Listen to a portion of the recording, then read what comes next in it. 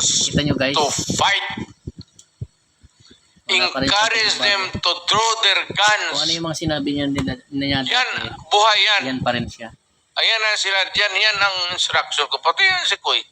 Encourage, pati yan si De La Rosa, encourage them lumaban. Pagka lumaban, patayin ninyo para matapos na ang problema ko sa syudad ko. Grabe. Nung na-presidente ako, ganun rin sa command conference. Diyan sa Malacanang. Yan ang utos ko.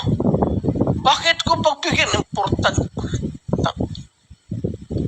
Criminal, they go after the innocent people robbing. Mabuti na lang sana kung aakyat ng bahay.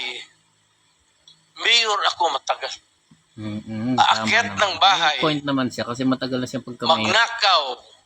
Re-rapin yung bata, re-rapin yung babae, tapos papatayin.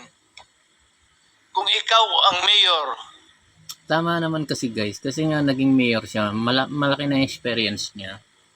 Kaya siguro gano'n na lang kung paano niya panindigan yung mga sinasabi niya kahit na naging presidente na siya. Hanggang ngayon gano'n pa rin ang sinasabi. Panoorin natin. how do you deal with the problem? Ano kaya ang tingin Mararamdaman. ninyo sa... Hindi... Di ba guys? Talagang ano siya, may pagmamahal talaga siya sa bayan at sa mga Pilipino. Ayaw niya kasing maging ano yung mga kriminal.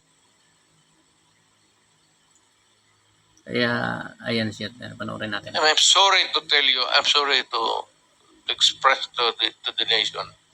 Unforgiving ako. Hardliner. Alam nila yan. Pati police. Pati police alam nila. They are not really siguro to talk about it. Sinabi ko yan sa mga police na kayong mga police, pag pumasok kayo dyan sa